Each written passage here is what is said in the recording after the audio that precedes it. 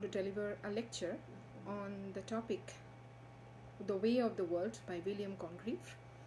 Now this is in paper code 201 for the first year students, and the entire discussion will be just a brief introduction to the way of the world and the features of the Restoration Comedy and how the Restoration period differed from the earlier periods, rather what were the perceptible changes that you can observe in the Restoration period. Now, William Congreve was born in 1670, 10 years after Charles II stepped ashore in England and became at last in the eyes of the world monarch of England. The Restoration age stretches from 1660 through the reigns of Charles II and his brother James II beyond the glorious revolution of 1688. Now, it was not till the middle of the 17th century that the true meaning of the Renaissance was finally established. Its new philosophy that called all in doubt, its spirit of inquiry, its science and its skepticism. The new age that emerged, it turned its gaze from heaven to earth, from implicit faith in the supernatural to rational analysis of empirical facts, from the why to how of existence, from the glorification of God to the assessment of man. The rational element was quite prominent in the writings of the period. Now, if you consider Alexander Pope's writings, now in the Essay on Man, you will see there is a very famous line, "Know then thyself, presume not God to scan, the proper study of mankind is man."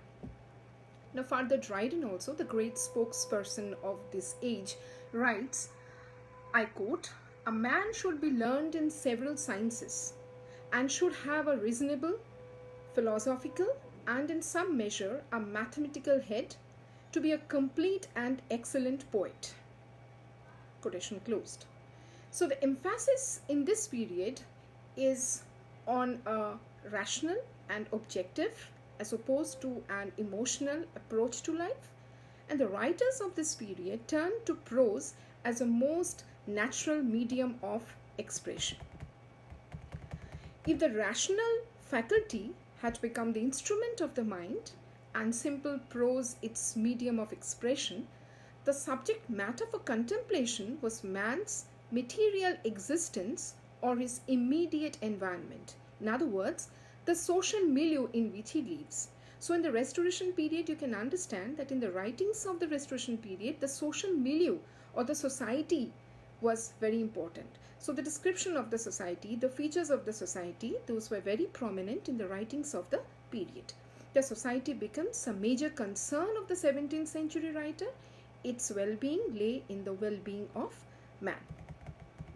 Now, the spirit of rational inquiry and criticism found its voice in satire, and in the notable examples where you find these descriptions of the society, you will see in Butler's Hudibras, Rochester's Satire Against Mankind, Dryden's Absalom and Achitophel, and Macflecknoe, and Defoe's The True-Born Englishman.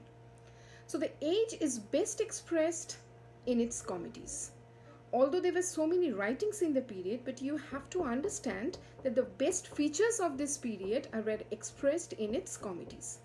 Although there are tragedies of Dryden and Lee, but the satirical expressions of the age, emphasis on social values, find a wonderful expression in the comic spirit that aims at the reconcilement of self and society and the establishment of a balanced way of life.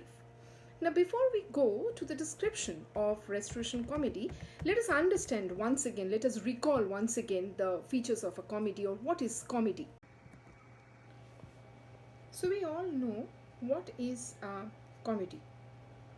Comedy is a literary genre and a type of dramatic work that is amusing and satirical in its tone, mostly having a cheerful ending.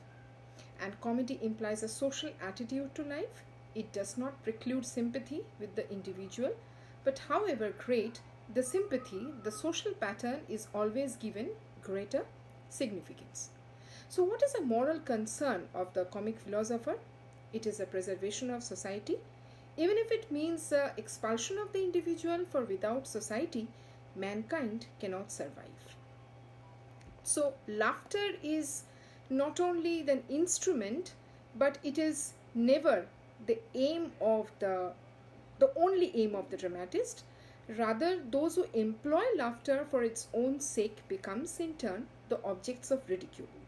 This is the basis of all great comedy, but the treatment changes from age to age. Now, let us consider the different types of comedies. The classical comedies of Plautus and Terence, they were primarily concerned with the exposure of social aberrance, and they were satirical in tone. Although love often formed an element in the actual plot construction, emotion was excluded from their plays. Now, let us talk about the romantic comedies, where Shakespeare, through his romantic comedies, takes us to another world where emotion and imagination play a very significant role. As against Hamlet, Lear, and Othello, who were idealists unable to compromise, we have Portia, Beatrice, and Rosalind, capable of deep emotion, but at the same time, sensible realists who know how to adjust to their environment. Let us consider the comedy of humors. Now, we all know that Ben Jonson takes up the comic mode of Plautus and Terence in his comedy of humors. Jonson's humor originates in the medieval physiological theory that the human body comprises 4 chief fluids or humors, and that an imbalance in the proportion and distribution of the fluids results in a corresponding imbalance in the mental condition and disposition of the individual. Jonson's plays deal with people in whom a dominant trait has disturbed the equipoise of their minds. In a sense, he is an individualist because he is primarily concerned with character, and his comedy of humors explores the moral and emotional recesses of human nature. Now, let us consider the comedy of manners. Restoration comedy is better known as a comedy of manners because it mirrored directly the manners, modes, and morals of the upper class society, which was its main audience. The main subject of Restoration comedy was sex, sexual attraction, sexual intrigue, and sexual conquest. Sex and the search for sex becomes the entertainment in the Restoration comedies. Now, in the Restoration comedies, what we find that it is different from the Johnsonian comedies. Jonson had belonged to an individualistic age, but the Restoration dramatist lives in a more sophisticated one in which conformity had become the rule rather than the exception. And this gave rise to problems of a different nature. What we observe in the Restoration period is a pressure towards conformity. That we find it is no longer the individual who is threatening the existence of society, but society itself, or rather its degraded form that threatens to destroy individualism in man. Restoration comedy thus becomes more concerned with the aberrations of the group than with the aberrations of the individual, and this accounts for the fact that it belongs unmistakably to the age in which it was written. It emphasizes the immediate and actual social framework, and it has been called the comedy of manners because it deals with the manners of the age. Now, Restoration comedy includes the plays of Wycherley, Etheridge, and William Congreve, and also the comedies of Dryden. Now, we can consider any history of English literature book to find out the comedies that were written by Wycherley, Etheridge, and William Congreve, and also the comedies of Dryden. So, let us discuss the characteristics of the Restoration comedies. When we read the Restoration comedies, our first impression is that we have left ordinary people behind us and entered the closed and charmed world of the fashionable Beaumont. The setting is always London. Elegant ladies and handsome gentlemen give a life of languid luxury and pass the day making witty conversation with each other. The ladies are always appreciated by their male admirers. There are 2 major preoccupations of the period, that is sex and marriage, as there is infinite leisure everywhere during the period. Men are always ready to have affair and ladies married or otherwise are equally ready to give them indulgence. The next point is the rural England does not present a very impressive picture in the comedies, as the comedies primarily deal with sophisticated and fashionable people.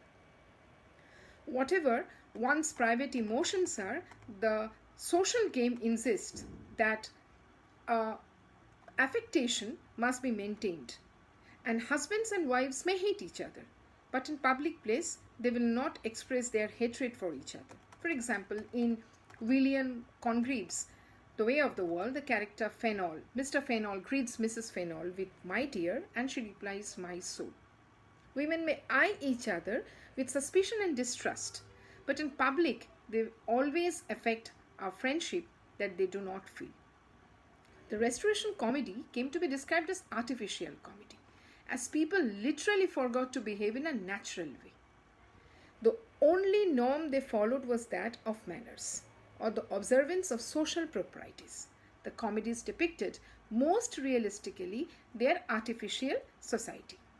That the language of Restoration comedy is characterized by debonair wit, and compared to the Johnsonian comedies, the Restoration comedies may not be as moralistic or didactic. Restoration comedies have been criticized on the grounds of dissoluteness, licentiousness, and immorality. But despite that, all the criticisms are there.